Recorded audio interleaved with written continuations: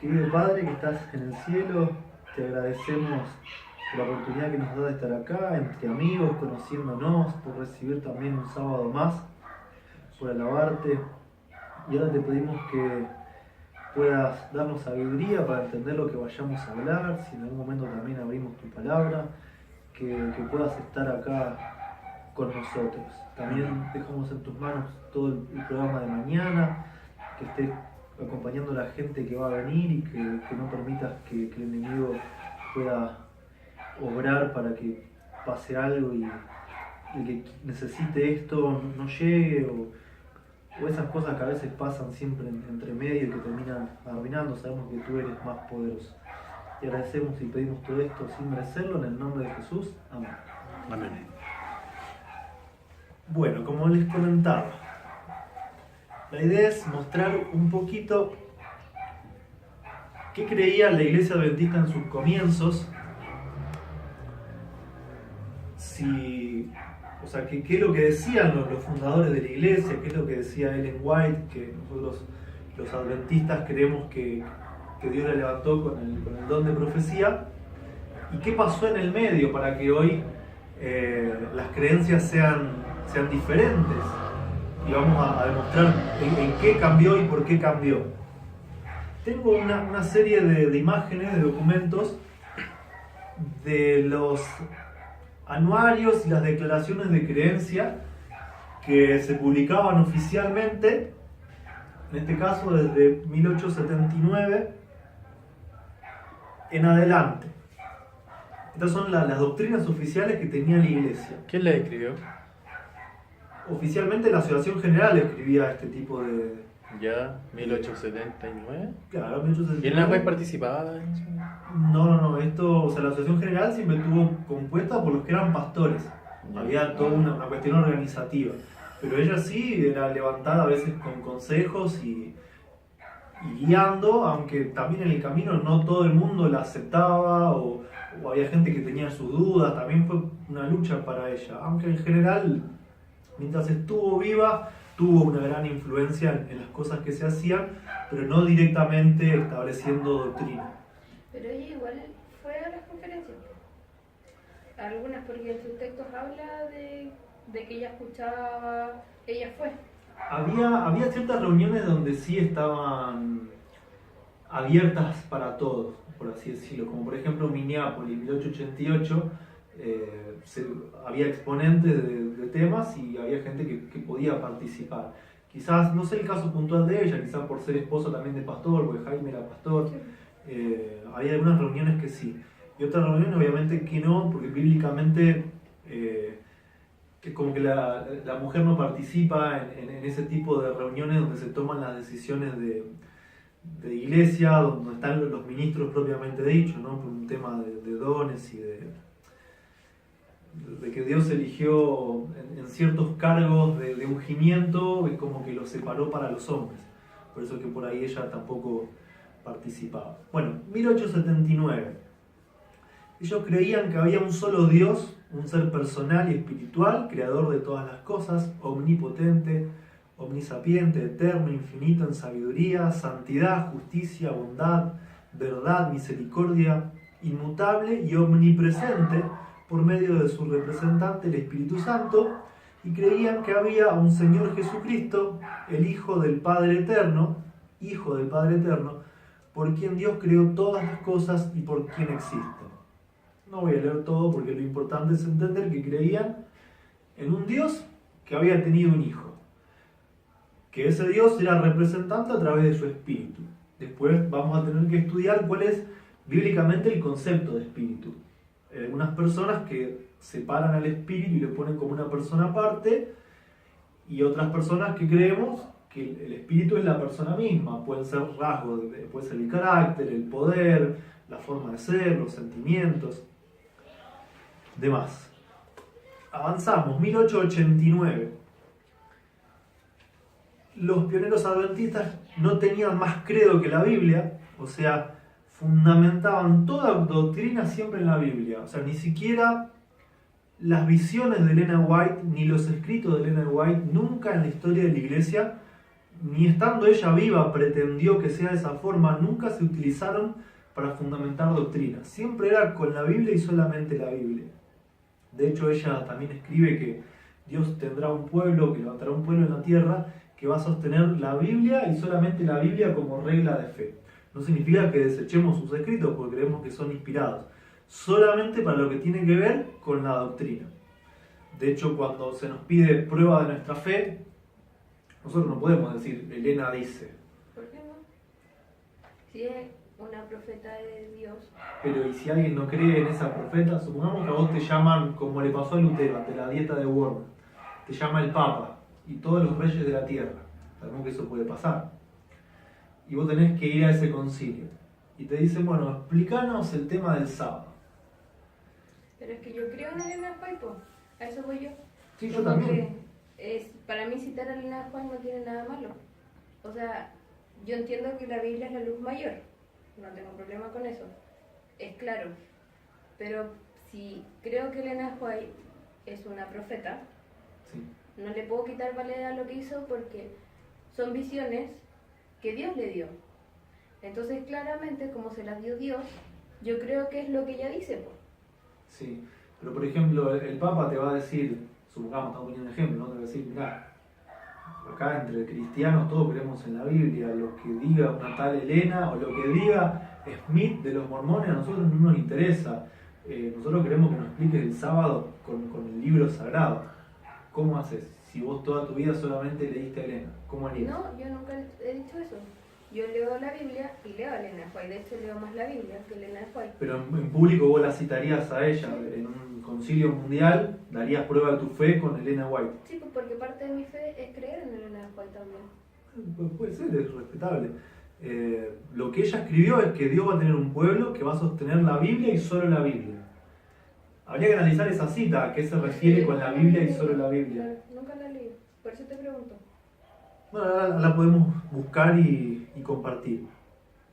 Claro, yo creo que ese texto, más que desacreditar a Elena, en el caso de nosotros, es como una forma para el mundo, ¿cachai? Porque el mundo te puede decir, oye, pero ¿quién es Elena? Nosotros creemos, ¿cachai? Porque creemos que lo que dice ella es palabra de Dios, ¿cachai? Sí, pero mira, si hay un católico que cree en el catolicismo 100%, ¿él te citaría al Papa? Sí. Ya. Si yo soy adventista. Pero yo le diría a él, si él me cita al Papa, yo le digo, pero Válido, No. válido. estoy necesito No, algo, sí, yo entiendo ¿cachai? A ellos no eso. les consta. Pero siento que parte de nuestras creencias, o sea, por lo menos las mías como adventista, es creer, para mí es como citar, no sé, a Wagner. ¿Cachai? Y no, Sí. claramente, Elena tiene mucho más porque fue una profeta, ¿cachai? Claramente explicaría quién es Elena, no sería así como alguien X, no, sí esto, ¿cachai? Pero sí le diría así como, Pues, Esta yo Elena- un tema, esta nosotros Elena que- después creemos claro, en esto, o- porque es parte de ser adventista, siento que es creer en lo que Elena de White fue una... De hecho, se habla más de Elena de White que Jaime, que fue su esposo, que era pastor. O sea, hay mucho más escrito, se escribió textos infinitos. O sea, claramente ella tuvo una inspiración divina que me ayuda a entender ¿Qué mucho explicación más le das tú entonces a eso que escribió la hermana White? ¿Cuál? Que en el tiempo del fin Es que nunca la leí. habrá un pueblo que sostendrá la Biblia y la Biblia sola. Es que por eso te digo, ¿Cómo? nunca la leí. Ahora podemos avanzar, Dale, cuando vayamos pasando podemos buscar ¿Sabéis la por qué cita y también creo avanzar. yo? Porque muchos textos también fueron cambiados. Sí, po. Por ejemplo, por el Larry Fromm. ¿Tú cachai esa cuestión? Po? Jesuita, ¿cachai? Entonces, de repente, la Biblia es como más segura. Y suponte Sí, que pero yo en ese suponte libro- los libros de la hermana White que de repente cuando dice chuta se contradice, ¿no? Que habla primero del Espíritu Santo, como, ¿cachai? El trío celestial, Pero es por el triple, no, o sea, porque porque son... suponte una gente trinitaria y dice, oye, pero en el White sí creía. Bueno, mañana vamos a tocar esos textos para explicarlo. A mí yo no desecho ningún texto, de hecho creo en Elena 100%. Sí, igual. Yo igual Sí, pero lo que te iba a... Me preguntaste tú recién, se me fue la- importante. Bueno, después podemos avanzar con ese tema y leer la cita. Bueno, acá dice que los adventistas, los pioneros, no tenían más credo que la Biblia. Creían en 1889 lo mismo que antes, que había un solo Dios personal, espiritual, creador de todas las cosas, y creían que había un Señor, Jesucristo, el Hijo del Padre Eterno, por quien creó todas las cosas. O sea, esto está basado claramente en 1 Corintios 8:6. Avanzamos en el tiempo. 1907. Acá nos encontramos con un tema. La Iglesia Adventista oficialmente dice que a partir de que Elena escribió el libro El deseado de todas las gentes en 1899, que es donde aparece la cita, dice el pecado había estado aumentando y solamente se podía resistir por la poderosa intervención de la tercera persona de la divinidad. Entonces, por esta declaración, la Iglesia dice de que en esa fecha los adventistas cambiaron su creencia y que Elena misma cambió sus creencias y se volvió trinitaria. Sin embargo, 8 años después de ese libro, vemos que la Iglesia sigue manteniendo exactamente las mismas creencias. Hay un solo Dios personal, creador de todas las cosas, y un Señor Jesucristo, Hijo del Padre Eterno, por quien Él creó todas las cosas y por quien existen. También después habla de lo que es la naturaleza humana de Cristo como simiente de Abraham, que también es importante por lo que por ahí estábamos estudiando o hablando antes, también el cambio de creencia en cuanto a la naturaleza de Cristo antes, o sea, como Adán antes de caer. 1931. Acá va a ser el momento donde vamos a encontrar el cambio de la creencia.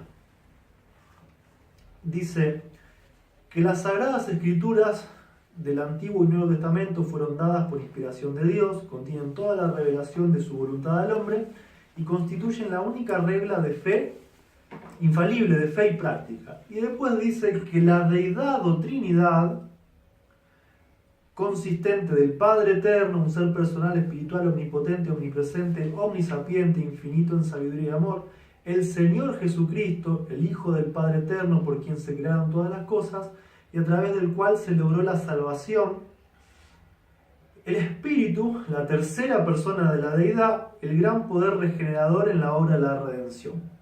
Y ahí como en 1931 como que ya... 31. Y fíjate la tercera, dice que Jesucristo es el mismo Dios, siendo de la naturaleza y esencia que el Padre Eterno. O sea que Jesucristo también es Padre Eterno. Cambios bastante importantes a lo que veníamos... ¿Qué año fue eso? 31. 1931, que ahora vamos a contar... Ahí comienza a ensuciarse todo. Ahí vamos a contar qué pasó para que esto Elena sucediera. White estaba muerta, Sí. como no sepa. Elena murió en 1916. Y todos los pioneros creo que ya estaban muertos. Sí, la mayoría sí. Oye, ¿cada cuánto se hacía este tema? ¿O La cada verdad no año? sabría decirte, tal vez cuando había algún cambio, porque, por ejemplo, supongamos ahora si hay alguien en algún congreso, ahora en el 2020 creo que hay, si deciden poder retocar algo, se vuelve a reimprimir el manual de iglesia. Ujú. No sé si hay predefinido una cierta cantidad de años. Ay, Hubo ahora, no sé si hace 2 o cuando se tocó la ordenación de la mujer, sí. hace 2 años atrás, creo, y ahora hay en el 2020. En 69 vemos que es exactamente lo mismo con el 31, y acá en el 69 donde empieza a cambiar acá en Sudamérica. Acá en Sudamérica fue un poco más lenta la cuestión. Empezaron primero a meterlo en lo que es lo que eran los votos bautismales a partir de la década del 40. Pero ya a partir del 69 acá en Sudamérica también terminó de asentarse el tema de la divinidad o trinidad, que consiste en el Padre, en el Hijo y en el Espíritu Santo, la tercera persona de la divinidad, y que Cristo es el mismo Dios. Vuelve a repetir las mismas doctrinas y obviamente a medida que vayamos avanzando va a llegar hasta hoy.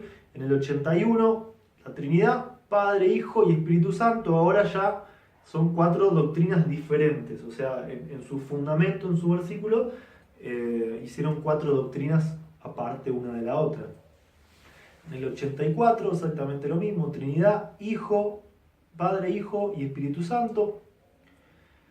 2007, Trinidad, Padre, Hijo y Espíritu Santo. Bueno, esto vamos a esperar porque no es lo que sigue.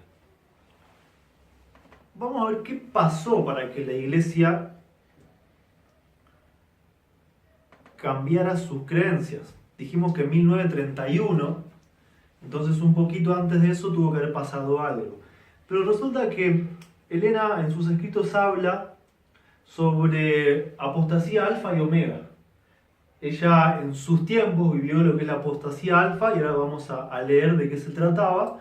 Y dijo que poco tiempo después iba a venir la apostasía omega, que era, o sea, la apostasía alfa, la herejía de todas las herejías. No sé si... Bueno, O sea si que llegan ya a estaba leer. viva para la apostasía alfa. La apostasía alfa es lo primero que vamos a ver, de qué se trataba y pasó en el tiempo de Elena. Dice, se me ha instruido que hable con claridad. Hazle frente. Es el mensaje que se me ha dado. Hazle frente firmemente y sin demora, pero no hemos de hacerle frente sacando a nuestros obreros del campo para que se investiguen doctrinas y puntos de diferencia. No hay tal investigación que debamos hacer. En el libro de Living Temple se presenta el alfa de las herejías mortíferas. La omega seguirá y será recibida por los que no estén dispuestos a prestar atención a la amonestación que Dios ha dado. O sea, ella estaba amonestando de que este libro de Living Temple, que lo escribió Kellogg's, que es el fundador de las azucaritas, el famoso Kellogg's, Como panteísmo, como Sí. por ese lado. la iglesia adventista lo que te va a decir es que la idea de ese libro era el panteísmo. Pero ahora vamos a ver qué es lo que dice él mismo. Porque es importante. Silena dice que ese es el alfa de las herejías mortíferas. Y está diciendo que pronto iba a venir el omega y que los que estaban distraídos la iban a aceptar. Vamos a ver qué dice el mismo Kellogg's sobre su libro. Le escribe a Hay Butler, que en ese momento era un... Si Sí. quieres le podía agrandar un poquito más y se me ahí en el que... Sí, está acá, mira. Pasa que está desactivado. Ah, ¿no lo podéis tirar acá? No. De aquí tampoco. Ah, no. De aquí no tampoco. Ah, No, pues están actualización. todas desactivadas las características. Bueno, entonces Kellogg's le escribe a Butler, que era un pastor importante en ese momento, y él mismo dice de su propio libro, o sea, no podemos negar algo que el propio escritor está diciendo. Dice, hasta donde yo puedo ver, la dificultad encontrada en The Living Temple solo puede ser sumado en esta pregunta. ¿El Espíritu Santo es una persona? Dice él. Usted dice que no, pero yo supongo que sí, por la razón de que la Biblia dice que el pronombre personal él es usado cuando se habla del Espíritu Santo. La hermana White usa el pronombre él y ha dicho en muchas palabras que el Espíritu Santo es la tercera persona de la divinidad. ¿Cómo es que el Espíritu Santo es la tercera persona y no sea una persona? Es difícil para mí de ver. Entonces él dice que el punto central de su libro era, o se trataba, sobre si el Espíritu Santo era una persona separada del Padre o el Hijo. También había muchos rasgos panteístas. ¿Qué es el panteísmo? Es como que le sacan la personalidad de Dios y es como si Dios estuviera en todo, es como la energía vital del universo. No es una persona sentada en un trono, sino que es lo que vive en las plantas, lo que vive, o sea, todos tenemos a Dios adentro, las plantas tienen a Dios adentro, eso es el panteísmo. Sin embargo, él mismo está diciendo que el punto central era la Trinidad, si el Espíritu Santo era un tercer Dios, como el Padre o como el Hijo. Entonces no podemos dudar, ¿no es cierto?, del mismo escritor. Ahora, A.G. Daniels, que fue presidente de la Conferencia General Adventista, le escribe a William White, que es el hijo de Elena. Dice, desde que las reuniones se cerraron, yo he sentido deseo de escribirle confidencialmente acerca del Dr. Kellogg y sus planes de revisar y publicar The Living Temple, pero no quise apresurarme para cerciorarme de lo que él estaba haciendo. Hace unos días atrás recibimos una carta del Dr. Kellogg y él dice que antes de venir a las reuniones, él estaba pensando en los hechos anteriores y pensó en donde había hecho un pequeño error al expresar su opinión. O sea, quería reeditar su libro y volver a publicarlo, entonces estaban todos atentos, porque Elena ya había advertido, había dicho, este libro es el alfa de las herejías mortales, y ahora de repente el tipo que era doctor y era muy respetado, estaba por reeditar el libro, corregirlo y volverlo a lanzar, entonces estaban atentos a todo lo que pasaba. Entonces Daniel continúa y dice, él dijo que en todo el camino de su trayectoria tenía un problema de cómo expresar el carácter de Dios y su relación con la creación. Esta es la parte que puede ser del panteísmo.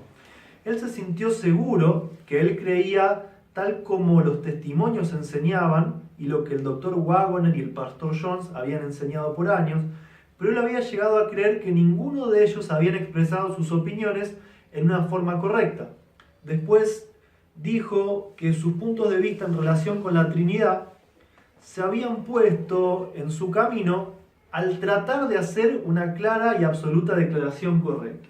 O sea, lo que él quería arreglar era que quería expresar que creía en la Trinidad de forma directa. Esto es lo que quería reeditar en su libro. Dice, bueno, y que ahora podía ver claramente dónde estaba la dificultad y que él estaba claro y satisfecho en relación al problema. Él me dijo que ahora él creía en Dios el Padre, Dios el Hijo y Dios el Espíritu Santo, y que su punto de vista fue el Espíritu Santo y no solo Dios el Padre, que llenaba todo el espacio y toda la cosa creada. O sea, en su primera edición el problema había sido grandemente el panteísmo y como que insinuaba la Trinidad. Y ahora él quería reeditar el libro y quería decir claramente que creía en el Dios Espíritu Santo. El tema es que la metía a Elena en el camino. Decía, Elena tiene algunos testimonios que me están hablando del Espíritu Santo como una tercera persona. Sin embargo, Elena ya había dicho, este libro es el alfa de las herejías mortales y va a venir el omega. Carta de Elena White. Vemos cómo va avanzando. Acá estamos alrededor de 1900, 1905. Todavía no Dice, murió. Elena, todavía no murió. no, en el 16 murió ella. Yo soy horrible con la fecha, lo voy a contar acá. Dice, tengo luz del Señor de que en este momento tenemos que actuar con cautela porque el enemigo está vigilando todos nuestros movimientos. A veces he estado a punto de tomar medidas que serían llamadas agresivas.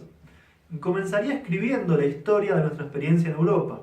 Me gustaría leerles las cartas que contienen advertencia y precaución de parte del Señor para varios en Battle Creek. Battle Creek era donde estaba la conferencia general. A veces he sentido que tengo que imprimir todas las advertencias que me ha dado para el Dr. Kellogg's. O sea, tenía una lista de advertencias para Kellogg's. Pero, dice, especialmente algunas se me han dado mientras estaba en Europa, pero todavía no lo he hecho porque he sido impresionada a esperar. Si tuviera que hacer un movimiento fuerte en este sentido, la batalla comenzaría. Los que se oponen a la luz que el Señor ha dado sentirán que han sido atacados y afirmarán que se vieron obligados a hacer movimientos que de otro modo no lo habrían hecho. Se necesitaría mucho de nuestro tiempo para hacer frente al tema.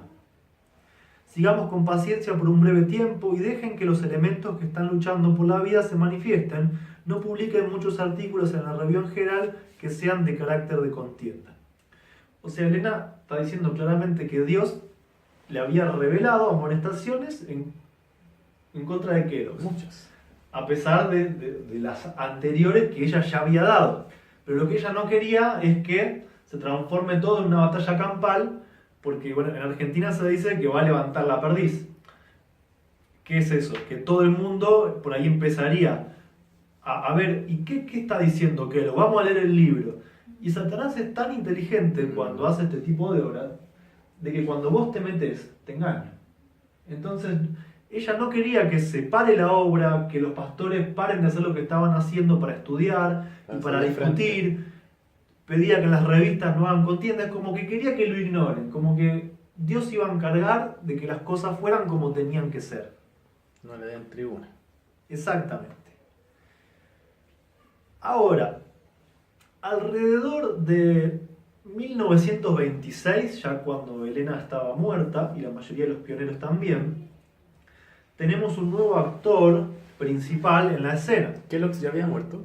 ¿O todavía seguía No vivo? sabría decirte en qué año murió Kellogg's, no sabría, pero supongo que sí, porque si no estaría también acá metido. Sin embargo, hasta ahí lo que era la apostasía alfa había quedado congelada, por así decirlo, porque al estar viva Elena y gran parte de personas que todavía... Esa fue la famosa entonces apostasía. Apostación Ay, como- alfa. ah, Te van a decir que tiene que ver con la adoración, con la música, te van a decir un montón de cosas. Acá ella misma declara que la apostasía alfa fue el libro de Kellogg's, que tiene que ver con el panteísmo y la Trinidad. Y estaba diciendo que iba a venir la Omega. Se supone que si está hablando de los mismos temas, iba a decir que los mismos temas iban a venir más adelante y que muchos lo iban a creer. Entonces la apostasía omega ya llegó. Ya pasó y sigue estando. Estamos dentro. Ah, Aparece Leroy Fromm, pastor adventista, muy prominente porque lo buscaban para todo lo que tenía que ver también con doctrina. Entonces, entre 1926 y 1928 le encargan un trabajo a Leroy Fromm, que era escribir un libro con respecto al Espíritu Santo. Dice, bueno, cuando en los años 1926, esto lo escribe él mismo en su libro Movement on Destiny. Dice, cuando en los años 1926 y 1928 nuestros dirigentes me pidieron que diera una serie de estudios sobre el Espíritu Santo para el Instituto Ministerial que abarcaba la Unión de América del Norte de 1928, encontré que aparte de las pistas que se encontraban en el espíritu de profecía, no había prácticamente nada en nuestra literatura. No había ningún libro escrito anteriormente sobre el tema en cuestión. Fíjense que Leroy Fromm utiliza exactamente la misma técnica que usó Kellogg's. Kellogg's habló poquito de la Biblia, solamente su argumento es que la Biblia usa el pronombre él, y después dijo que había algunos testimonios de Elena de White. Y Fromm hace exactamente lo mismo. Hay algunos testimonios de Elena, pero aparte de eso no hay nada. Exactamente igual se presenta ante la gente. De hecho, cuando trabajaba en ACES, el libro ese era la misma etapa que el Espíritu de Profecía. Tenía la misma, de hecho, cuando estaba revisando. La Avenida del Consolador. Era igual, dije, la Avenida del Consolador. ¿Ah, sí? Esa tapa roja. La tapa igual, roja. la tapa roja, dice, no de White, ¿cachai? Pero te lo pasan como un libro de Y la lo tienen ordenado así como poco menos al lado de como Espíritu y Profecía. Porque Sí, tal cual. Yo lo vi, de hecho lo tuve en mis manos. La Avenida del Consolador. La Avenida del Consolador. ¿Cuál es el otro que tiene? No, Movement on Destiny. Y eso fue ya en la década del 50. Entonces él sigue contando lo que él hizo para escribir ese libro, porque él fue a estudiar a los pioneros adventistas y dice que no encontró nada. Entonces dice, me vi obligado a investigar varios libros valiosos escritos por hombres fuera de nuestra fe. Una vez que los conseguí, empecé por allí. Definitivamente había mucho apoyo, veintenas y cientos que podían confirmar la misma sobria convicción que frecuentemente algunos de estos hombres tenían una compenetración más profunda de las cosas espirituales que muchos de nuestros hombres en ese entonces tenían sobre el Espíritu Santo y la vida triunfante. Este había sido en gran parte un tema oscuro para ellos. Entonces, ¿qué está diciendo? Que fue a buscar libros en el mundo evangélico porque nuestros pioneros del tema no sabían nada y que esta gente evangélica tenía una comprensión más profunda de las cosas espirituales. O sea, prácticamente agarró un mazo y empezó a derribar todos los fundamentos de la iglesia adventista, los tiró abajo y trajo conceptos del mundo evangélico. Ahí fue cuando se empezaron a mandar como cartas entre los evangélicos, ¿no? Fue un poco más adelante eso, fue en el 50, esto es todavía en el 30. Lo que vos decís pasó sí con el tema de la naturaleza de Cristo a partir entre el 50 y creo que en el 56 se publicó Question on Doctrine, pero es exactamente la misma persona. Bueno, entonces de esta investigación sale La Avenida del Consolador, el libro, y 1931, como nosotros habíamos visto, cambio de declaración de creencias en la Iglesia Adventista del Séptimo Día a causa de la investigación de este pastor. Qué influyente ese pastor. Muy influyente, muy influyente. De hecho, pueden hacer una investigación ustedes aparte de quién fue. Hay un video muy cortito que aparece en YouTube de una persona que fue a buscar la tumba de Leroy Fromm y está enterrado en un cementerio que es muy grande en la sección de la masonería, y en su lápida está el símbolo de la lámpara de Aladino, que es el símbolo de la formación académica de los masones. O sea, el que estudió en la masonería lleva ese símbolo. Después cada uno juzga si Está claro. es verdad o no, pero bueno, es un dato. Estamos hablando de un pastor adventista. Ahora, la iglesia dijimos que sigue afirmando de que en 1900 Elena se volvió trinitaria, que la iglesia cambió sus creencias. Pero fíjense en la carta que le escribe William a H.W. Carr. O sea, William White era el hijo de Elena, también era pastor. Y esta carta es de abril de 1935. Dice, es un fragmento de la carta. Dice, las declaraciones y los argumentos de algunos de nuestros ministros en su esfuerzo por demostrar que el Espíritu Santo era un individuo como Dios el Padre y Cristo, el Hijo Eterno, me han dejado perplejo y a veces me han entristecido. Fíjense, pastor adventista, hijo de profeta, hijo de otro pastor como fue Jaime, que Jaime fue uno de los pilares para establecer doctrina. En el 35 él supuestamente no se enteró lo que la iglesia dice, él no se enteró que su madre había cambiado de creencia, de que su madre había aceptado la Trinidad, y es 35 años después. O una de dos, o era un pastor muy distraído, o lo que a nosotros nos dicen es pura mentira. Porque madre e hijo no creo que no hayan tenido relación como para que este pastor adventista no se enterara de que las cosas cambiaron. O sea, o vivía en una burbuja o hay algo que estaba mal. Vamos a ver ahora una carta del nieto de Elena White, que le escribe directamente al Leroy Fromm en 1955. Arthur White dice: querido hermano Fromm, la señora Soper llama a nuestra atención el hecho de que usted está buscando información acerca de las posiciones de nuestros primeros obreros, acerca de la Trinidad, la personalidad del Espíritu Santo y la preexistencia de Cristo, como esto puede ser revelado en sus escritos. Creo que tendremos que admitir que nuestros primeros obreros no eran trinitarios. Otro pariente más de Elena, nieto, que 55 años después de lo que la iglesia dice que fue el punto de cambio en la creencia, Oye, ¿y dónde están estas cartas? se encuentran en revistas y hay originales. Se lo podemos pedir mañana a Nelson para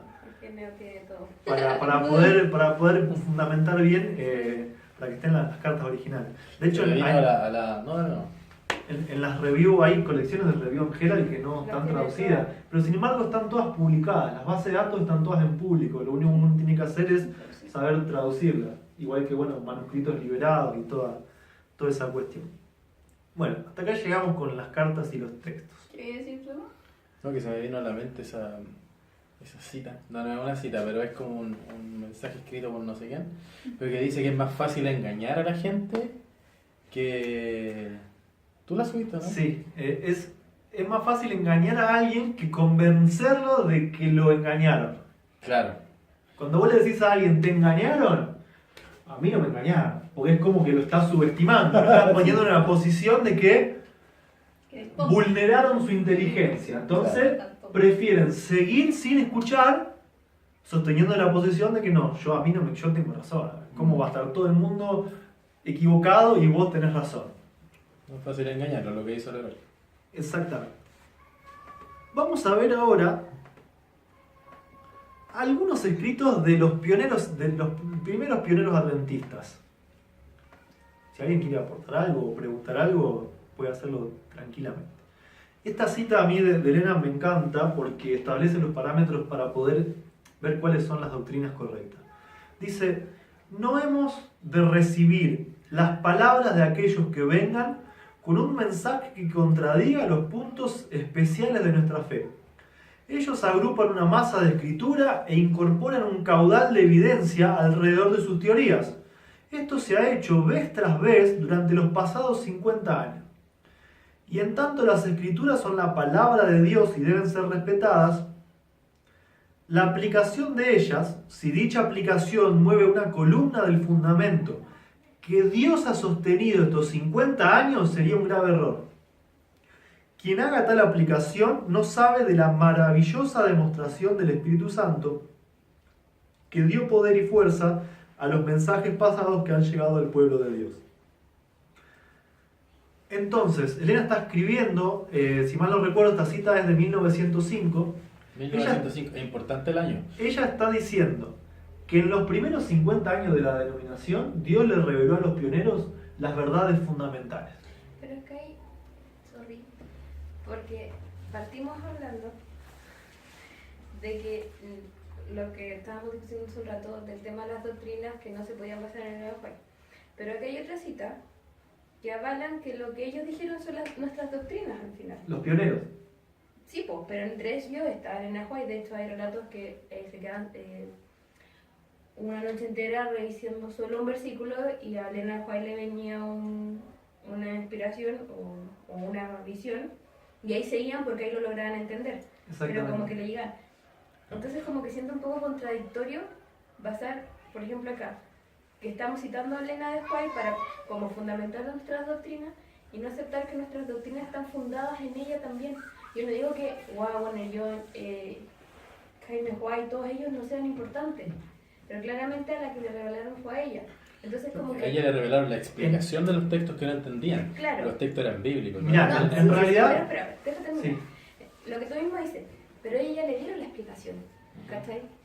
Entonces por eso, para mí es tan importante decir, bueno, a ella ya se lo inspiraron, o sea, ya se lo explicaron a ella porque yo no me podría como basar en que a ella ya se lo explicaron, o a ellos en general, claramente fue a través de Elena de White, pero porque todos estaban unánime en oración y todo eso. Sí. En realidad hay detalles. Mira, por ejemplo, el sábado le fue revelado a una persona que iba caminando por el campo, era un hombre. El tema del santuario le fue revelado a William Miller. Los 2300 días, obviamente, que tiene que ver con el santuario, fue revelado a William Miller. El tema de la justificación por la fe le fue revelado a Wagner y Jones. Y así podemos seguir en todas las doctrinas fundamentales.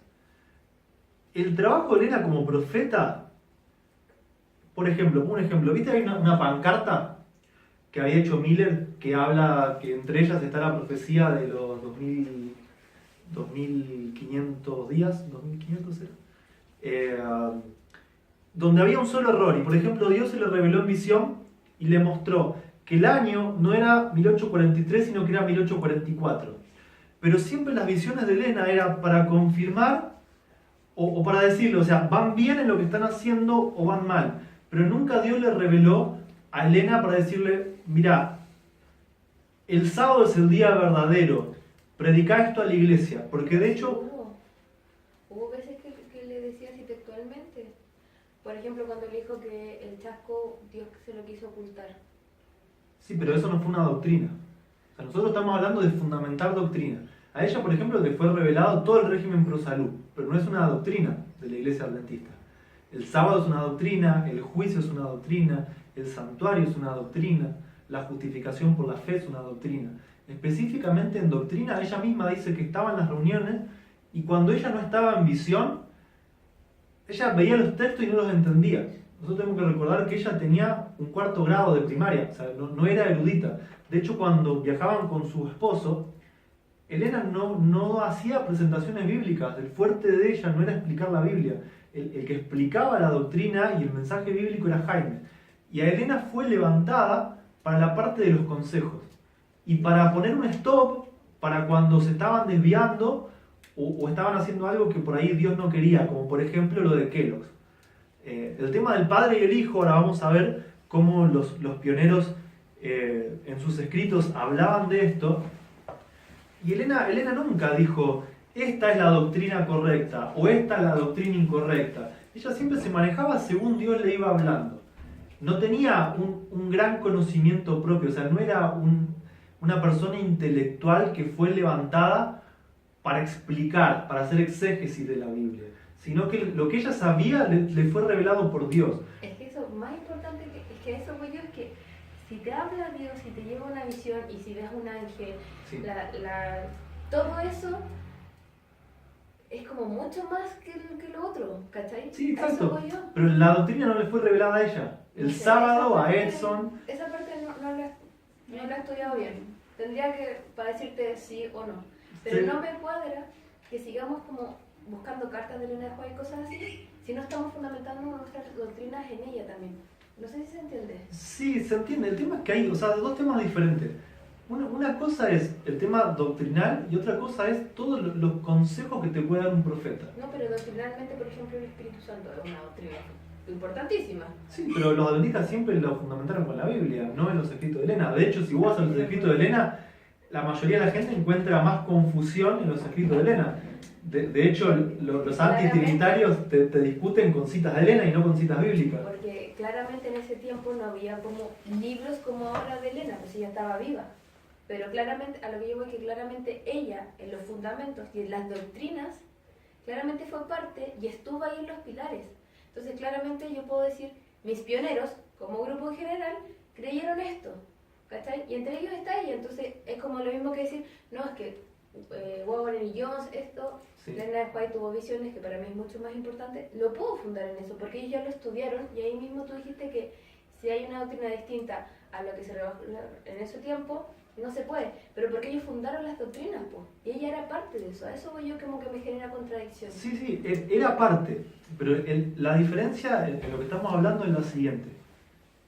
Las doctrinas ellos las entendían estudiando la Biblia, no le aparecía en una visión a Elena.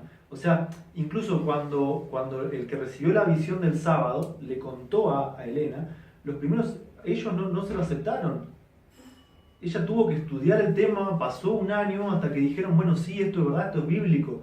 O sea, las doctrinas fundamentales no le fueron reveladas a ella en una visión. O sea, Dios no le la dijo, doctrina. Elena, Y están plasmadas en la Biblia, solo que después se explicaron. Claro, Por de eso es hecho- que basamos nuestra doctrina en la Biblia y no en Elena. Pero lo que dice Elena es totalmente cierto. Pero O sí, sea, como- llegamos al mismo lugar, porque en realidad Elena no habla algo contrario a la Biblia. Es Es como... que eso voy yo, pues sí, es como los primeros, no, que sabes que alguien iba caminando y se lo regaló el sábado.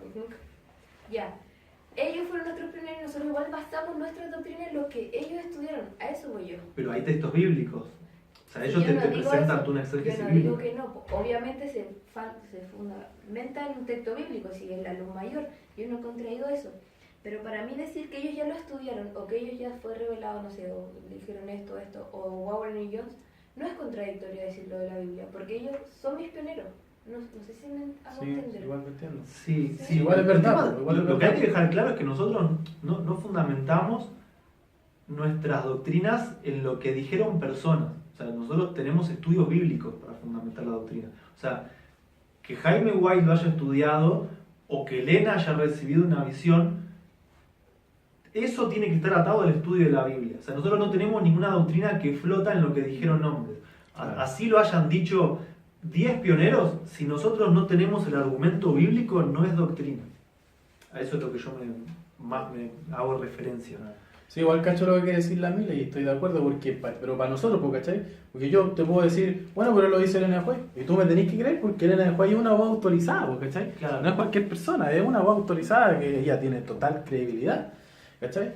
Ahora, entiendo lo que dice Roberto, que es una persona, o sea, no podemos basarnos en una persona. Es que ¿sabes lo que me pasa eso? Es como el mismo argumento que me dan, por ejemplo, colegas en la pega, cuando hablo solo de la Biblia me dice, es que la Biblia la escribieron personas, ¿cachai? Sí.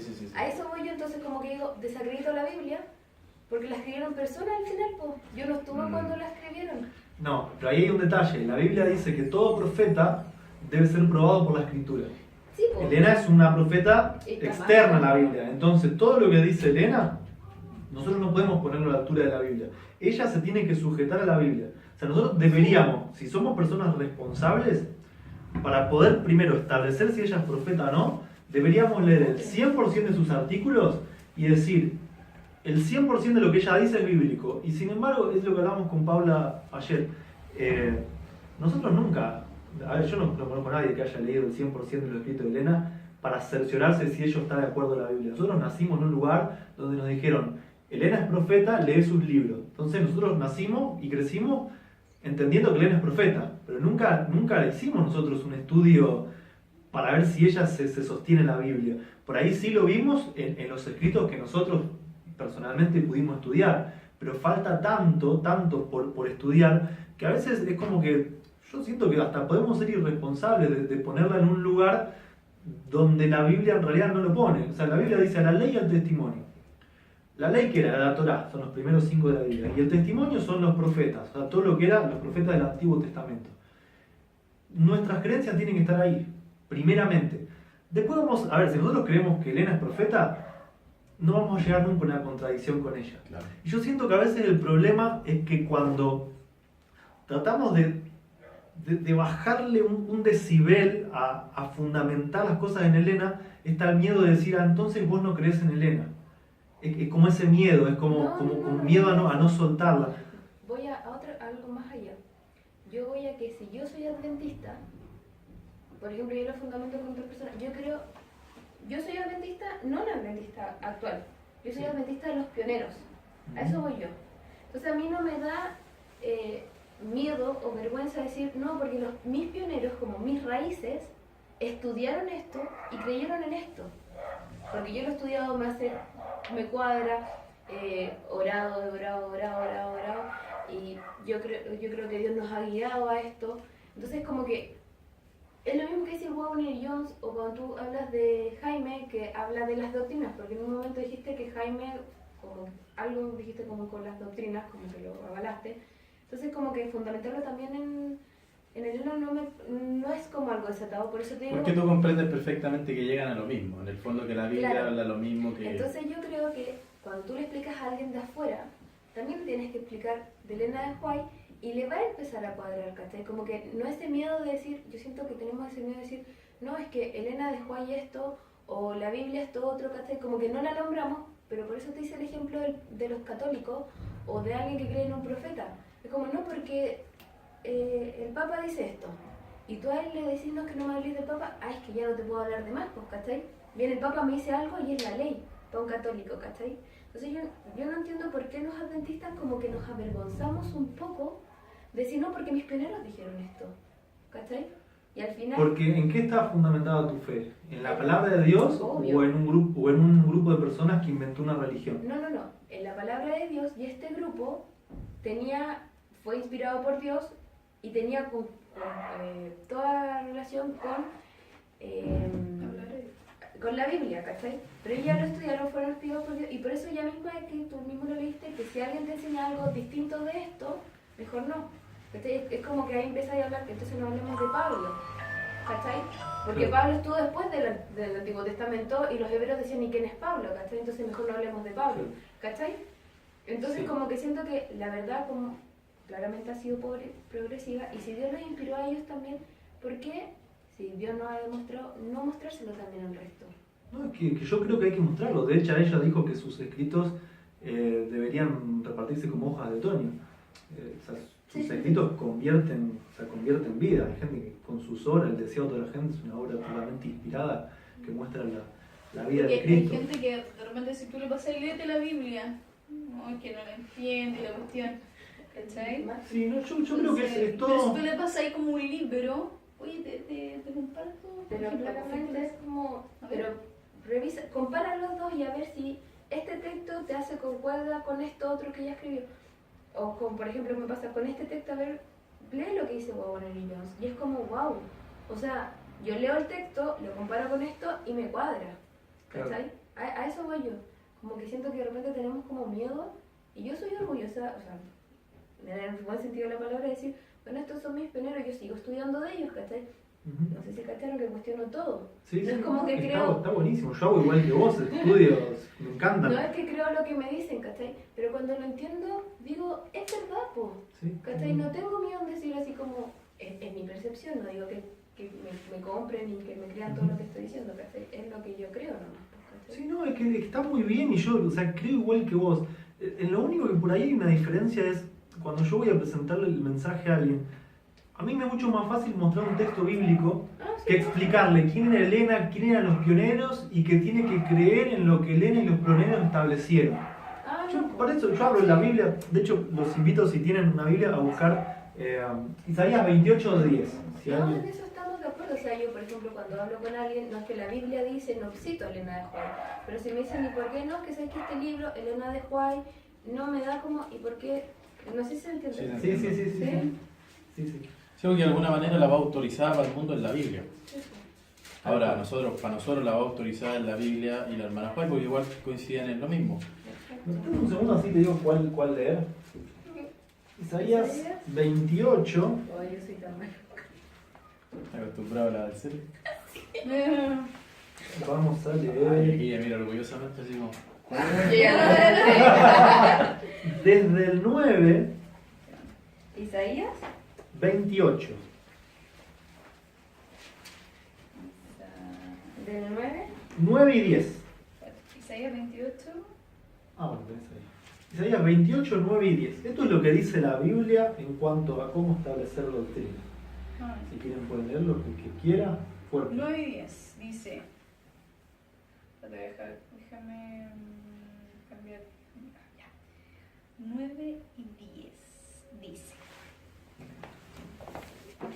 ¿A quién se enseñará ciencia? ¿O a quién se hará entender doctrina? ¿A los destetados? ¿A los arrancados de los pechos?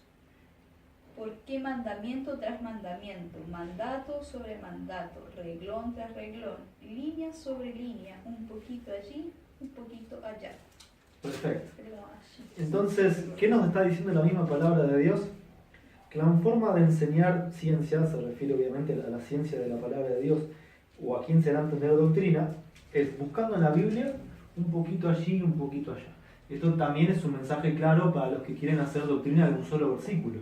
La Biblia está diciendo un poquito allí y un poquito allá. O sea, los temas bíblicos, una doctrina bíblica, vamos a ver que hace referencia a un profeta del Antiguo Testamento, un apóstol del Nuevo, hasta un salmo, renglón tras renglón, línea sobre línea. O sea, no podemos agarrar un texto, verlo a nuestra manera y decir, bueno, este texto... Como el tema del rapto. Como en el Claro. o sea, Tal cual, o el ladrón en la cruz, le cambiás la coma donde vos querés y el ladrón fue al cielo. Le ponés la coma en otro lado y no, o sea, el ladrón va a estar en el cielo cuando Cristo venga. Entonces, por eso es renglón tras renglón, línea sobre como línea. que la Biblia en sí, desde el comienzo hasta el final, tiene que estar como... Sí. De hecho, a ver, Dios nos dio esta herramienta. Vamos a sacar la cuenta. Elena, vamos a suponer, se levantó en 1950. Pasaron 170 años, más o menos. Nosotros llevamos casi 6.000 años de historia. Vamos a restarle 2.000 años, 3.000 años de que la Biblia nos escribió. Tenemos otros 3.000 años de gente que fundamentó su doctrina y no existía Elena. Y siempre estaba en la Biblia. O sea, nuestra primera fuente, nuestra luz mayor siempre debe ser las Escrituras, sin desmerecer, como dice ella, los escritos de Elena, que justamente fueron levantados porque hubo un pueblo que se olvidó de la Biblia y no la comprendió. De hecho, cada vez que el pueblo se perdía, Dios levantaba un profeta. Exactamente. Como Para que volviera y entendiera y se explicara lo que dejaron de entender en cierta forma. Sí, sí, exactamente. Y aparte pila de consejos que no tienen que ver con doctrina, ¿no? Hasta casos, no sé, de segundos matrimonios, casos de enfermedades, de pecados ocultos. Ella vio tantas cosas que, o sea, una persona normal no lo veía, o sea, le fueron mostradas de forma sobrenatural. ¿Sabes lo que yo creo que pasa de repente? Ellos eran un pueblo mucho más chico. Sí. Entonces tenían al profeta ahí mismo. O sea, yo creo entonces le iban a preguntar nomás y era más fácil. Y entonces como Elena tuvo que escribir, pues fue mandada a escribir. Pues. Sí, y de hecho, fíjate cómo la rechazaron, porque Nosotros que no tenemos profeta. Sí, pues tal vez. cuando no les gustó lo que ella decía, se la mandaron para Australia. Sí, y ahí quedó exiliada. Bueno. De hecho, es como bien. Como para rematar un poquito el tema, ¿qué creían nuestros pioneros entonces si la apostasía alfa y la apostasía omega, que Elena dice herejías mortíferas, no eran la doctrina? ¿En qué creían? José Harvey Wagoner, este es el padre del Wagoner que nosotros conocemos, de 1888. Dice: hacen que la negación de la Trinidad sea equivalente a negar la divinidad de Cristo. Si este fuese el caso, nos aferraríamos a la doctrina de la Trinidad tan tenazmente como podamos, pero este no es el caso. ¿Cuál es una de las primeras experiencias cuando nosotros empezamos a predicar que Jesús es el Hijo verdadero de Dios? Arriano. ¿A quién no le ha pasado? Es la primera acusación que se hace. Entonces, fíjate cómo Wagoner ya escribía en su tiempo, 1800 y pico, que, o sea, la mayoría de la gente que defiende la Trinidad ataca de esa manera, que el que no cree lo hacen decir de que Cristo es creado, de que es la primera creación. Y de hecho hubo muchísima gente muerta, o sea, durante toda la historia, todos los descendientes de Arrio, fue una persecución tremenda que yo creo que se va a volver a levantar. Acá le hacen una pregunta, ¿no? Dice, ¿qué es el domingo o el día del Señor en general? Dice, responde Wagoner, es el día dedicado por los apóstoles en honor de la Santísima Trinidad y en memoria de Cristo nuestro Señor, que se levantó de los muertos el domingo. Envió el Santo Espíritu el domingo, por lo tanto se lo denomina el día del Señor. Se lo llama también domingo, dada la antigua designación romana de dies solis, el día del sol, el cual era sagrado. Esto extraído del catecismo. Entonces, predicar en contra del domingo, predicar que el domingo es la última marca de la bestia y que es lo que te va a hacer perder y que tiene que ver con toda la adoración, es una total contradicción si vos crees en la Trinidad. Porque el domingo es el día de adoración a la Santísima Trinidad. O sea, no se lo puede separar, van de la mano. Y esto lo dice la misma Iglesia Católica. Si vos crees en la Trinidad, vas a terminar guardando el domingo. Que de hecho también está profetizado por Elena. Que los mismos ministros van a enseñar sobre el domingo y que van a terminar en lo que es el concilio ecuménico. Que de hecho, bueno, ya están, pero todavía no de forma abierta. Hoy en día no hay una sola religión que pueda formar parte del concilio ecuménico si no cree en la Trinidad. Es una doctrina en común de todas las religiones pues eso es lo que cristianas, tenemos en común. excepto los testigos de Jehová, que son considerados secta. Seguimos. No son muchos, así que no se asusten. Prescott. Fíjense cómo acá habla de Cristo. Como Cristo nació dos veces, una en la eternidad, el unigénito del Padre, y nuevamente en la carne, uniendo así lo humano y lo divino en el segundo nacimiento. Así, de este modo, nosotros que hemos nacido una vez en la carne, hemos de tener un segundo nacimiento nacidos en el Espíritu, para que nuestra experiencia pueda ser la misma, el ser humano y el ser divino juntos en una unión de vida. Para explicar un poquito, la Trinidad no solamente se trata de si son dos o son tres. Uno de los temas, o el tema más importante, es que la Trinidad cree que hay tres dioses que son coiguales y coeternos. O sea que los tres existen desde siempre. Si Cristo existe desde siempre, no puede ser hijo. Entonces, si Cristo no nació, Juan 3:16 lo tenemos que borrar de la Biblia, porque Dios no envió un hijo suyo a morir al mundo. Lo que hizo es enviar un Dios amigo, que era igual. Esto es lo que dice Prescott, ¿no es cierto? Merritt O'Connell. Los protestantes y los católicos casi están tan unidos en creencia que no resulta difícil concebir cómo los protestantes pueden hacer una imagen de la bestia. Es profético lo que ella está diciendo. La mayoría en la Trinidad, la inmortalidad del alma y la conciencia de los muertos, la recompensa y castigo al morir, la tortura sin fin de los malvados, la herencia de los santos, bla bla bla bla, domingo pagano, y dice que seguramente entre madre e hijas existe una notable semejanza familiar. Recuerdo en este momento una cita que escribe Elena que dice: corremos el peligro de ser una hermana de Babilonia, un lugar donde habite toda clase de espíritu inmundo. En el tiempo de Elena y de los pioneros, ellos tenían la doctrina de Dios correcta, y ella profetizó que podía pasar que la iglesia sea una hermana de Babilonia. De hecho, Merritt O'Connell también lo está diciendo.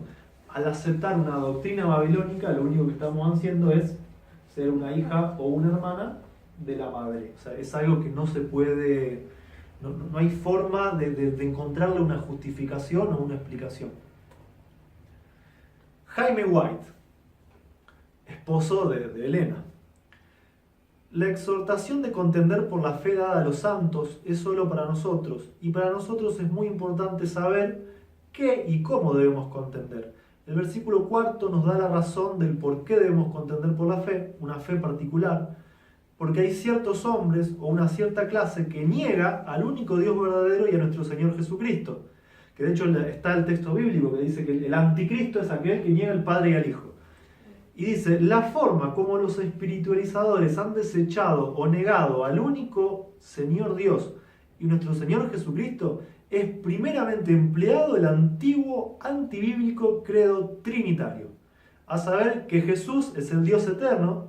¿Qué les hace acordar? Jesús es el Dios eterno. Las declaraciones de creencia después de 1931 decían: Jesús es el Padre eterno. Fíjate cómo Jaime 100 años antes lo estaba anunciando, un poquito menos, 70 años antes. Aun cuando no tienen ni un pasaje para apoyarla, en tanto nosotros tenemos el simple y abundante testimonio bíblico que Él es el Hijo eterno de Dios. No es lo mismo decir Hijo de Dios que Dios Hijo. Ahí es donde hay una diferencia impresionante. Para la doctrina de la Trinidad es Dios Padre, Dios Hijo y Dios Espíritu Santo. los términos Dios Hijo y Dios Espíritu Santo no existen ni en la Biblia ni en los escritos de Elena White. Seguimos con Jaime, dice: el Padre es mayor en el sentido que es el primero. El Hijo es el próximo en autoridad, pues se le ha dado todas las cosas. Antes derrumbamos la coeternidad, ahora derrumbamos la coigualdad. No existe una coigualdad en autoridad. Dios el Padre es el único Dios verdadero, soberano del universo, y así también lo creían los pioneros en sus doctrinas.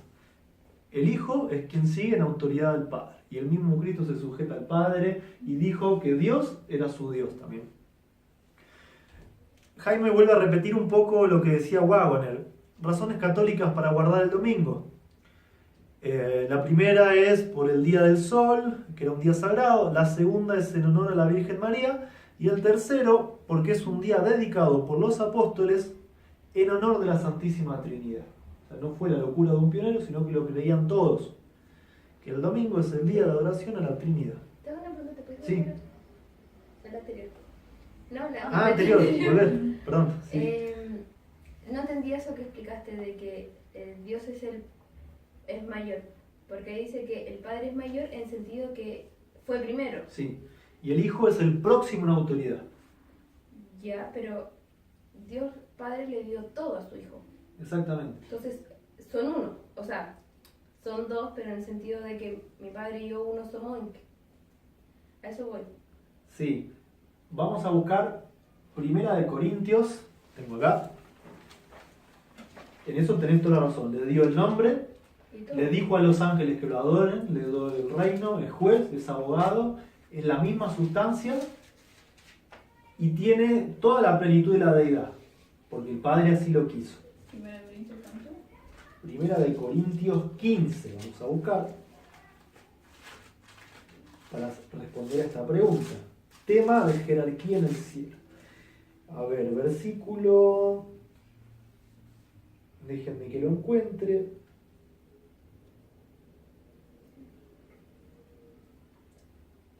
Acá está, 24, perdón. Dice... 1 Corintios 15, 24. Vamos a leer 23, 15, 23. Dice: pero cada uno en su debido orden. Cristo, las primicias, luego los que son de Cristo en su venida. Luego el fin, cuando entregue el reino a Dios y Padre, cuando haya suprimido todo dominio, toda autoridad y potencia. Porque preciso es que Él reine. ¿Quién? Cristo. Preciso es que Cristo reine hasta que haya puesto a todos los enemigos debajo de sus pies. Y el postrer enemigo que será destruido es la muerte. Porque todas las cosas las sujetó debajo de sus pies. Y cuando dice que todas las cosas han sido sujetadas a Él, claramente se exceptúa aquel que sujetó a Él todas las cosas. Está hablando acá de Dios el Padre. Dice: pero luego, versículo 28, pero luego que todas las cosas le estén sujetas, entonces también el Hijo mismo se sujetará al que le sujetó a Él todas las cosas, para que Dios sea Dios en todos. O sea, va a volver a ser como fue al principio, cuando en el cielo el Padre hizo una reunión y dijo a todos los ángeles del cielo: Él es mi Hijo, Él va a tener la misma autoridad que yo y todos lo van a adorar. En cuestión de jerarquía, el Padre es el soberano del universo. Y cuando... A ver, el problema del pecado empezó por Cristo. Satanás celó a Cristo y ahí empezó el problema. Entonces el Padre, ¿qué hizo? Exaltó a Cristo, lo puso para que gobierne el universo, pero la Biblia nos dice que eso va a ser hasta que el último enemigo sea derrotado. De hecho, el relato que hace Elena en el conflicto de los siglos, en Historia de la Redención, después del milenio, cuando desciende la Nueva Jerusalén, Satanás va, o sea, con todos los malvados de todas las épocas que resucitan, Satanás va a intentar atacar la ciudad. Y dice que como en forma panorámica va a pasar la historia del universo ante los ojos de todos, y esto va a resultar en que absolutamente todas las personas, malos y buenos, se van a terminar arrodillando frente a Cristo y van a terminar reconociendo que estuvieron mal. Ahí es cuando el fuego y azufre destruyen a todos, Satanás es el último que se quema, y ahí el Hijo le dice, gracias Padre por todo lo que me diste. Y el Padre vuelve a ser Dios en todos. Pero, o sea, no sé si estoy mal, pero en Apocalipsis nos dicen que la adoración sea eterna para el Padre y al Hijo Sí. por todos los siglos. Pues. Siempre vamos a adorar a A los dos. Cristo. Pues. Sí, porque El una tema, cosa pensando no- de esta manera, el ser humano fue hecho a imagen de Dios. Varón y hembra los creó. Primero Adán, solo, así como el Padre estuvo solo. Después de Adán saca a Eva, así como, no sé cómo, pero en algún punto de la eternidad, el Padre saca al Hijo de sí mismo. Ahora, el hombre es cabeza de la mujer, así como el Padre es cabeza de Cristo. ¿Qué es lo que hace la unidad? Es que el marido le confía todo a la mujer, pero la mujer ama tanto a su marido que se somete al marido. Lo mismo pasa con el padre y el hijo. O sea, el padre le da todo al hijo, pero el hijo se termina sometiendo. Por ejemplo, cuando María lo quiere tocar, cuando él resucita, le dice, no me toques, todavía no he subido a mi Padre, a vuestro Padre, a mi Dios, a vuestro Dios. Pero eso también en el cielo, porque eso es estando aquí en la tierra, claramente. Vamos a buscar en Apocalipsis. Hay un texto del cielo, para también Aquí en sacar el la duda. 28 dice, po. Apocalipsis, déjenme que lo busco. Y cuando todas las cosas estén sujetas al Hijo, entonces el Hijo se someterá a sí mismo a Yahweh, quien sometió todo a él, para que así Yahweh sea todo en todos. Acá, Apocalipsis 3, capítulo 12. Recordemos que acá la introducción a Apocalipsis es Cristo caminando entre el candelabro, Cristo en el santuario y Cristo hablando a las iglesias. Capítulo 3, versículo 12, el mensaje a la iglesia de Filadelfia. Dice, al que venciere, yo lo haré columna en el templo de mi Dios. O sea, Cristo estando en el cielo, dice que tiene un Dios. Al que venciere, yo lo haré columna en el templo de mi Dios. Y nunca más saldrá de allí. Y escribiré sobre él el nombre de mi Dios. Y el nombre de la ciudad de mi Dios, la Nueva Jerusalén, la cual desciende del cielo, de mi Dios, y mi nombre nuevo. Cuando la Biblia repite algo 3 veces, es porque te está diciendo que no te lo podés olvidar. Es algo absolutamente importante. Como cuando Jesús le pregunta a Pedro, ¿me amas? Se lo preguntó 3 veces. Entonces la Biblia siempre se desarrolla de esa manera. Acá no solamente está 3 veces, sino que en 2 versos, Cristo estando ya en el cielo repite 4 veces que el Padre es su propio Dios también. Obviamente, en una relación de padre-hijo, a ver, y también por lógica, en una relación de padre-hijo, vamos a suponer que vos el día de mañana le das todo a tu hijo, tenés una empresa, que sea el presidente, que sea el director.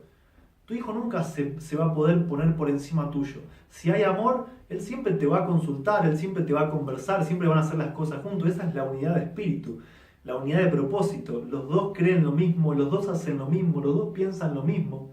Y es por eso que el Padre le da todo, porque Cristo es la manifestación del carácter de Dios. Y en respuesta a ese amor, Cristo se sujeta al Padre.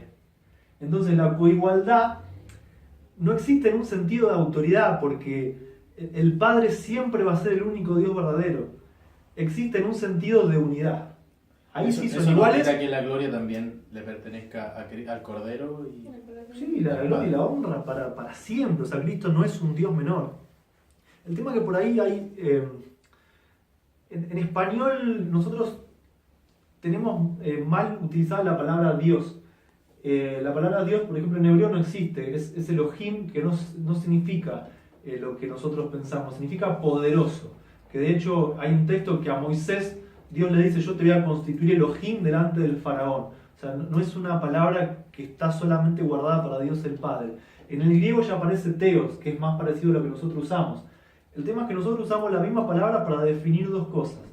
Para definir un cargo, el cargo de Dios, y para definir el tema de naturaleza Dios, la familia de Dios. Por ejemplo, Elena lo dice muy claro. Jesús es Dios en infinitud, pero no en personalidad, dice ella.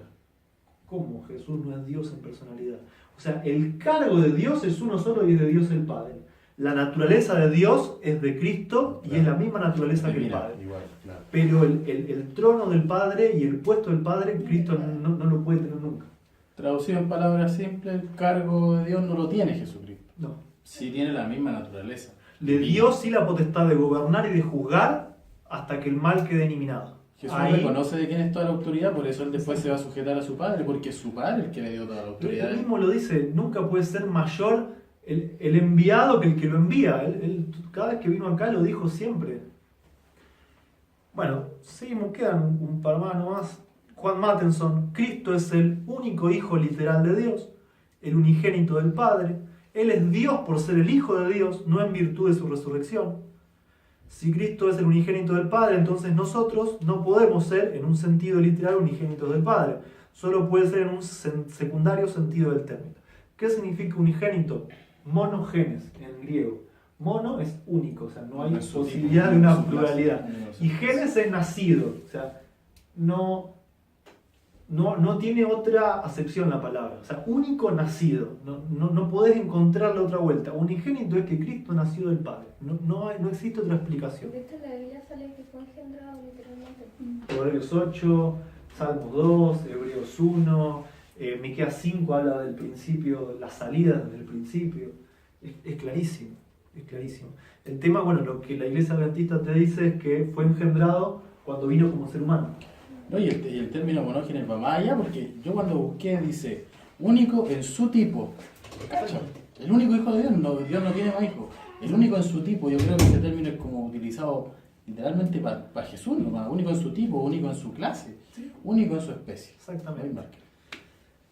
John Andrews, un pionero que ha trabajado de una forma impresionante hasta descuidando su salud por el tema de la obra. La doctrina de la Trinidad fue establecida en la Iglesia por medio del Concilio de Nicea del año 325. Esta doctrina destruye la personalidad de Dios y de su Hijo Jesucristo, Señor nuestro. ¿Por qué destruye la personalidad? Porque el Padre, en la Trinidad, el Padre no es Padre porque nunca tuvo un hijo, y el Hijo no es Hijo porque nunca nació y no tiene principio. Sí. De hecho, en el libro que les digo yo, habla como los pioneros, pues como que habla de esta lógica, así como que es ilógico. Tú me estás diciendo que mi papá no es mi papá, yo no soy su hijo, como... ¿De qué estáis hablando?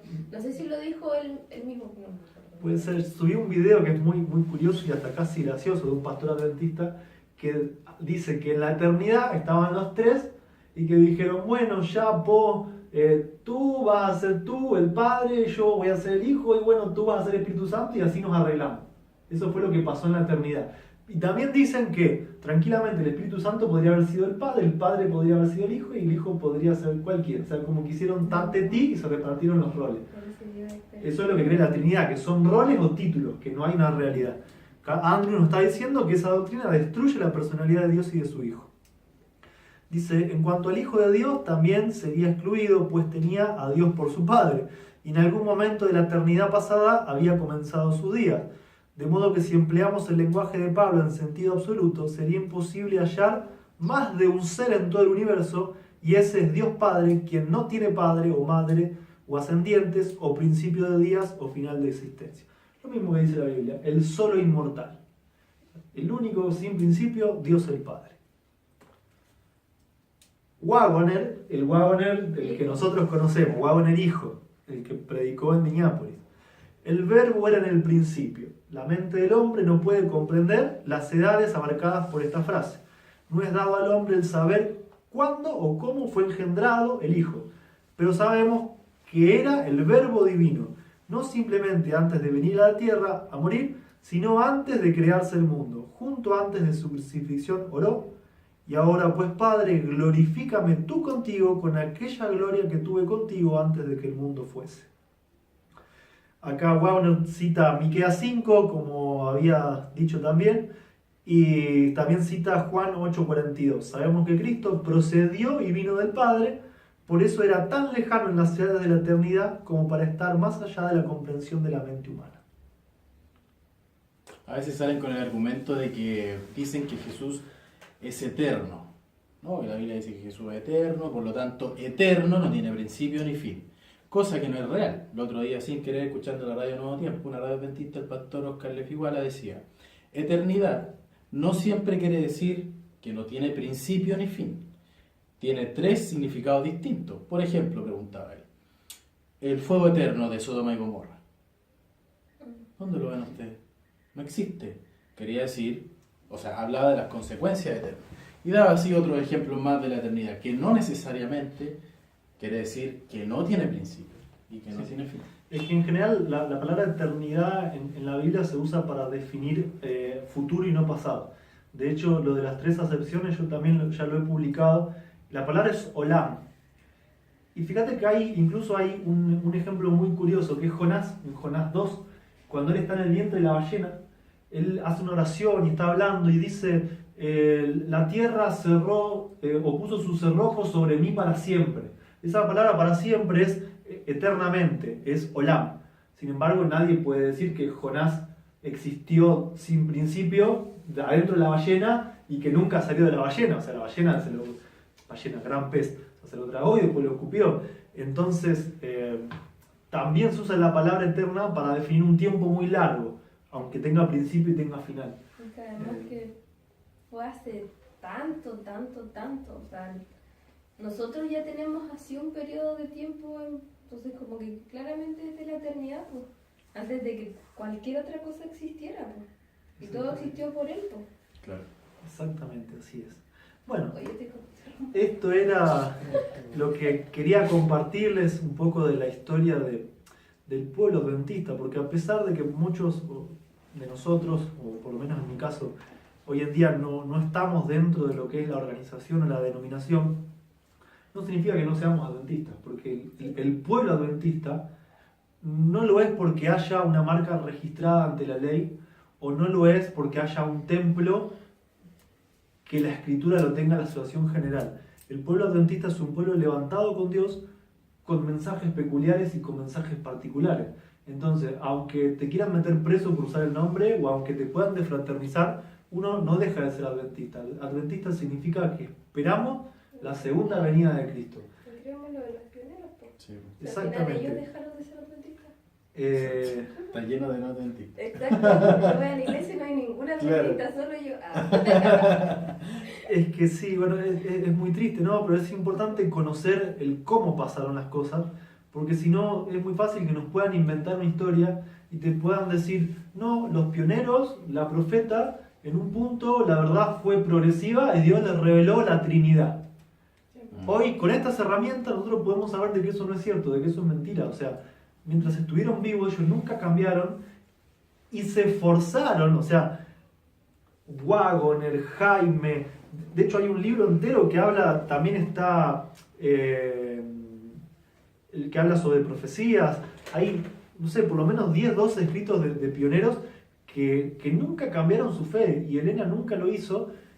Hablaron de una forma agresiva contra esta doctrina, dando muchos detalles, y la Elena misma diciendo que la Trinidad es la apostasía alfa, la herejía más mortal de todas dentro de la religión, y que iba a ser la apostasía omega y que muchos se iban a dejar engañar.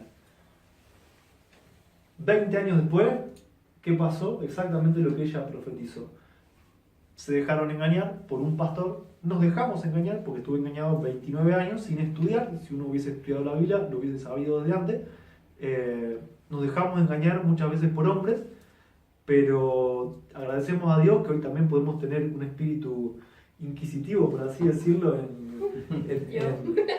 así, pero es lo que debe ser. Nosotros no debemos aceptar nada que no lo diga un así dice Jehová. Me acuerdo de que estábamos hablando el otro día en el trabajo y mi jefe me decía, sí, es que yo encuentro que las religiones son como lo que te dice una persona y te cae callado. Y yo le dije, sí, pues eso son las religiones, pero no son las creencias, no es como Dios al final. Porque Dios jamás te ha dicho así como que se te pare un pastor y tú le creas todo lo que dice, o como el Papa, que el Papa dice algo y todos le creemos. Pero yo creo que como iglesia, bueno, como pueblo al final, nos pasó eso, pues. Te paraba un pastor y lo que decían de arriba, y es como sí, porque lo dijeron arriba. Y me pasaba muchas veces que me decían, es que así viene de arriba, por ejemplo, programa o cerca. Y yo les decía que se les olvida que la iglesia adventista es al revés. Los dirigentes hacen lo que dicen la asamblea. De hecho, una vez le dije a un pastor, estábamos como castigando a alguien y yo le dije que votáramos algo. Le dijo, sí, lo vamos a conversar en junta. Y bueno, nosotros como asamblea te estamos diciendo que hagas esto, así que eso se hace. Y yo creo que nos dormimos en eso, al final. En que es más fácil simplemente ir a la iglesia y decir, ay, qué lindo, y fin. Tienes razón. Ezequiel 8 y 9 son dos capítulos proféticos que hay que estudiar, ¿no es cierto? Ahí están, primero a Ezequiel se le muestran varias abominaciones dentro del pueblo de Dios y después viene la parte del sellamiento, que es lo que nosotros vamos a vivir. Y los que son sellados son los que gimen y claman a causa de las abominaciones. No es necesario simplemente con creer, porque de hecho hasta los demonios creen. ¿Cierto? Si de nosotros, de nuestra parte, no hay una actitud proactiva en predicar la verdad y en condenar el error y amonestar el error, y nos quedamos quietos simplemente por no tener problemas, de que no nos miren feo, de que no nos echen de la iglesia, no alcanza con eso. Nosotros somos los estandartes que tenemos que llevar adelante una verdad para que el mundo la conozca. Juan 17:3, para ya terminar con el tema, esta es la vida eterna, que te conozcan a ti, al único Dios verdadero, y a Jesucristo a quien has enviado. En ninguna otra doctrina hay salvación.